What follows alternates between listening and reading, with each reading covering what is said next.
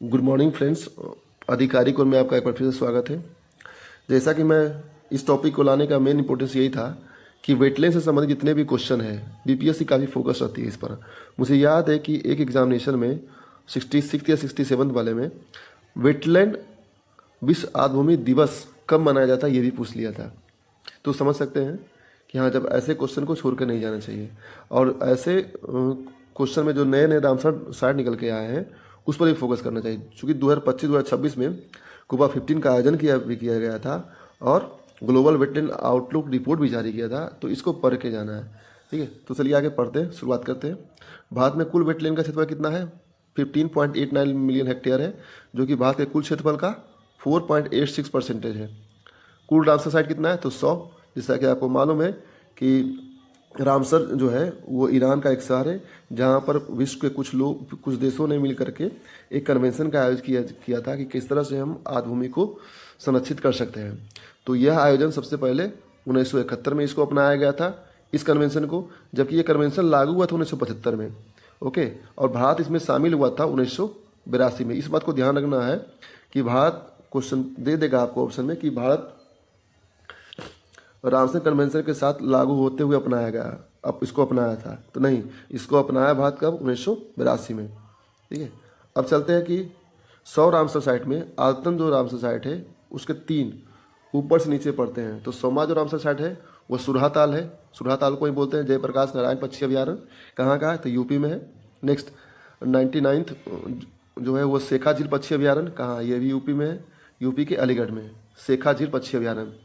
98th जो है झारी डाड वेटलैंड, कहाँ है? तो कच्छ में, गुजरात में। और यह भी ध्यान रखना है कि परसेंटेज के हिसाब से जो वेटलैंड है, सबसे ज़्यादा वेटलैंड कहाँ पाया जाता है? तो वो गुजरात में पाया जाता है, क्योंकि कच्छ बहुत बड़ा क्षेत्र हो जाता है, इसलिए सबसे ज़्यादा जो वेटलैंड क्षेत्रफल वाला राज्य कौन बनेगा? तो गुजरात ही है। ओके, नेक्स्ट सबसे बड़ा कौन है? तो सुंदरवन वेटलैंड है। सबसे छोटा कौन? रेणुका वेटलैंड है। रेणुका वेटलैंड कहाँ है? तो हिमाचल प्रदेश में। और कृत्रिम वेटलैंड क्षेत्र कौन सा है? तो हरिके बैराज है। ठीक है, नेक्स्ट आगे बढ़ते हैं हम लोग। अब बिहार की बारी आती, तो बिहार को छोड़ना नहीं, बिहार को ही पढ़ना है कि बिहार में कितने रामसर साइट है। तो बिहार में कुल मिला के 6 रामसर साइट है। ठीक है, कुल कितना है? तो 6 है। अब बारी बारी से पढ़ते हैं। वो पहला है कांवरताल, कहाँ? बेगूसराय में।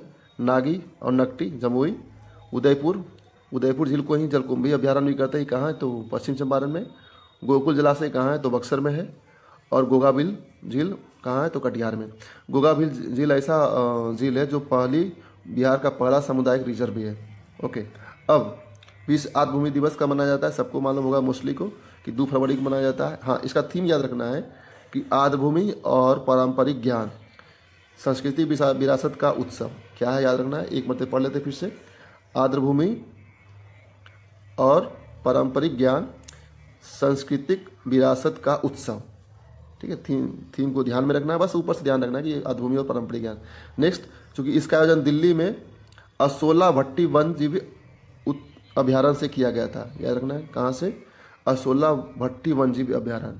ये कहाँ है? यह दिल्ली में, यह भी एक रामसर साइट है। नेक्स्ट, कुबा 15 चूँकि रामसर कन्वेंशन जो होता है वो प्रत्येक 3 वर्षों में होता है, इसलिए इंपॉर्टेंस बन जाता है कि 23 से 31 जुलाई 2025 को कोबा 15 का आयोजन कहाँ किया गया था? तो विक्टोरिया हॉल, जिम्बाब्वे में। कोबा 15 का आयोजन कहाँ किया गया था? विक्टोरिया फॉल्स के जिम्बाब्वे में किया गया था। ओके, इस कन्वेंशन में भारत के 2 सिटीज़ को वेटलैंड सिटीज़ के रूप में दर्जा दिया गया था। वो सिटी कौन सा है? इंदौर है और उदयपुर। भारत के 2 सिटी इंदौर और उदयपुर को वेटलैंड सिटी के रूप में दर्जा दिया गया था। ठीक है, हाँ, इस कन्वेंशन की थीम क्या थी? तो थीम थी protecting wetlands for our common future. इसमें कॉमन याद रखना है। 4 ऑप्शन में अगर आपको दे देंगे, protective wetland for our future दे देगा और protective wetland for our common future. Question ऐसे ही सेट करता है बीपीएससी।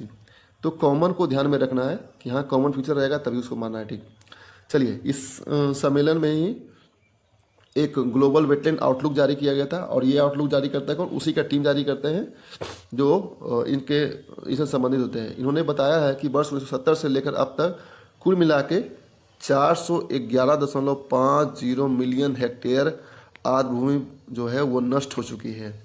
ओके, यानी जितना भी आर्द्र भूमि है उसका 22% से अधिक का गिरावट आ चुका है, जो कि वैश्विक बदलते पर्यावरण को शो करता है। और इससे संबंधित एक और चीज़ याद रखना है, चूँकि 3 वर्ष में हुआ था तो 2025 में अभी 15 हुआ था, तो 2022 में क्या हुआ था, कोपा 14 हुआ था। तो इसमें एक प्रोटोकॉल को अपनाया गया था, उसको बोलते हैं कुनमिंग मॉन्ट्रियल प्रोटोकॉल। तो कुनमिंग से आपको याद रखना है कि कुनमिंग जो है वह है वेटलैंड संबंधित है। थैंक यू फ्रेंड्स, आज का वीडियो यहीं पर समाप्त करता हूँ। आगे मेरे चैनल को पे बने रहने के लिए लाइक करें, सब्सक्राइब करें, शेयर करें और मन लगा के पढ़ाई करें बीपीएससी के लिए। ओके, कदम